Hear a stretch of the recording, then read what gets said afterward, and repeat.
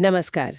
आज हम एक बहुत ही दिलचस्प विषय पर बात करने वाले हैं, आर्टिफिशियल इंटेलिजेंस यानी एआई। हाँ, और ये हमारी जिंदगी, हमारे काम और समाज को कैसे बदल रहा है, इस पर थोड़ी गहराई से बात करेंगे। बिल्कुल, हमने इसके लिए काफ़ी जानकारी जुटाई है, जैसे ल्यूमिनाल्टा, नेक्सपर्ट यूनिवर्सिटी, मैकेंजी और भी कई स्रोतों से। सही, तो हमारा मकसद है एआई के अलग-अलग पहलुओं को समझना, इंडस्ट्रीज पर असर, नौकरियों का क्या होगा, भविष्य में क्या है। चलिए फिर शुरू करते हैं।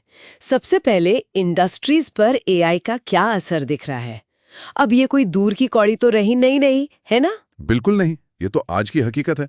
आप हेल्थ केयर को देखिए, फाइनेंस, रिटेल, मैन्युफैक्चरिंग, हर जगह एआई क्रांति ला रहा है। हेल्थ केयर में कैसे, थोड़ा बताइए। देखिए, बीमारियों का पता लगाने में, मतलब डायग्नोसिस में एआई बहुत मददगार साबित हो रहा है। फिर प्रिडिक्टिव एनालिटिक्स है, मतलब बीमारी होने से पहले अंदाजा लगाना। अच्छा। हाँ, और एआई असिस्टेड सर्जरी भी हो रही है। मरीजों की मदद के लिए चैटबॉट्स तो अब काफी आम हो गए हैं। ये तो कमाल है। और फाइनेंस सेक्टर में, वहां तो सारा खेल डेटा का है। एकदम।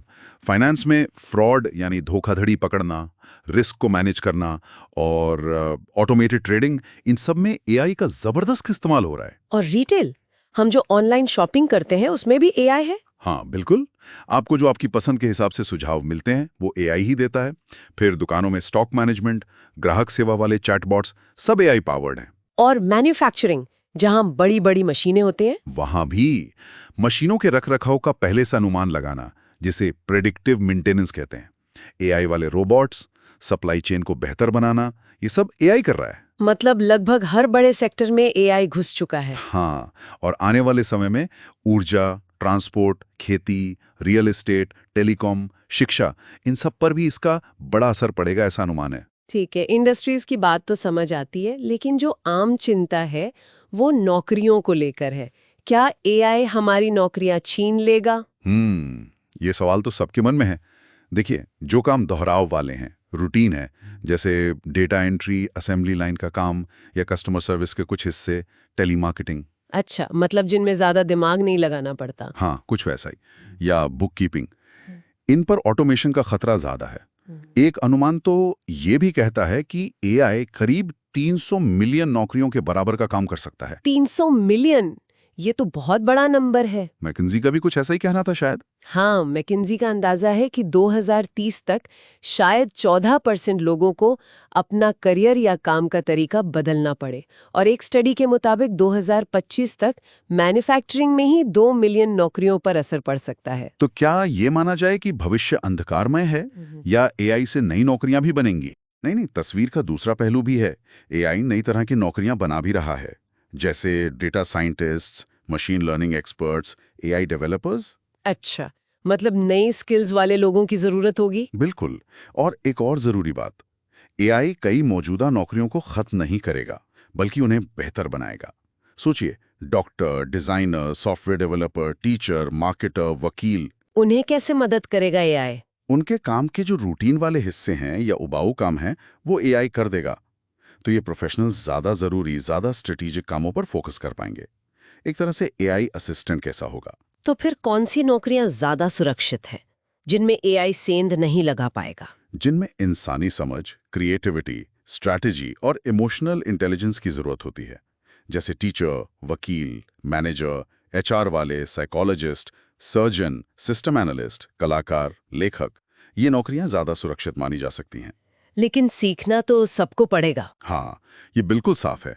लगातार सीखते रहना, नई स्किल्स अपनाना, जिसे रीस्किलिंग या अपस्किलिंग कहते हैं, ये अब बहुत जरूरी हो जाएगा। लाइफ लॉन्ग लर्निंग का कॉन्सेप्ट। नौकरियों के अलावा एआई का समाज पर क्या असर हो रहा है? काफी गहरा असर है। सोशल मीडिया के एल्गोरिदम जो हमें कंटेंट दिखाते हैं, वो एआई ही तय करता है। पब्लिक सेफ्टी में प्रिडिक्टिव पुलिसिंग जैसी चीजें आ रही हैं। हेल्थ केयर तक लोगों की पहुंच बदल रही है, और हमारे खरीदने के फैसले भी एआई से प्रभावित हो रहे हैं। लेकिन इसके साथ कुछ नैतिक सवाल भी जुड़े हैं ना, जैसे एआई में पक्षपात या प्राइवेसी का मुद्दा। हाँ, ये बहुत गंभीर चिंताएं हैं। एआई में पूर्वाग्रह या बायस आ सकता है अगर उसे गलत डेटा पर ट्रेन किया जाए। फिर हमारी निजी जानकारी यानी प्राइवेसी का सवाल है। और ये कैसे काम करता है, इसकी पारदर्शिता भी एक मुद्दा है।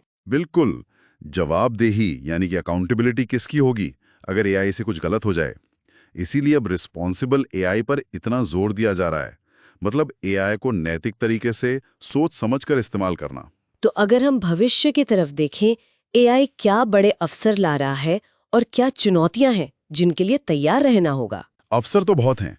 रियल टाइम डेटा एनालिसिस से बेहतर फैसले लेना, प्रोडक्ट्स और सर्विसेज को हर ग्राहक के लिए एकदम खास बनाना, जिसे हाइपर पर्सनलाइजेशन कहते हैं। वाह! और मेडिकल रिसर्च, नई दवाएं खोजने में अभूतपूर्व तेजी आ सकती है। और चुनौतियां जिनका हमें सामना करना पड़ेगा? सबसे बड़ी चुनौतियां हैं डेटा प्राइवेसी और उसकी सुरक्षा। एआई सिस्टम निष्पक्ष हों, उनमें बायस ना हो, ये पक्का करना। और लोगों को तैयार करना? हाँ, वर्कफोर्स को बदलना, उन्हें नई स्किल्स सिखाना। कंपनियों को एआई के नैतिक विकास पर ध्यान देना होगा। लीडर्स को एआई का डर कम करना होगा और कर्मचारियों को इस सफर में साथ लेना होगा। तो कुल मिलाकर एआई एक बहुत शक्तिशाली तकनीक है। इसमें मौके भी बहुत हैं, लेकिन चुनौतियां और जिम्मेदारियां भी कम नहीं है। बिल्कुल सही। ये बदलाव बहुत तेजी से आ रहा है और हमें ये तय करना होगा कि हम इसे किस दिशा में ले जाना चाहते हैं। और शायद यहीं पर हम अपने श्रोताओं के लिए एक सवाल छोड़ सकते हैं।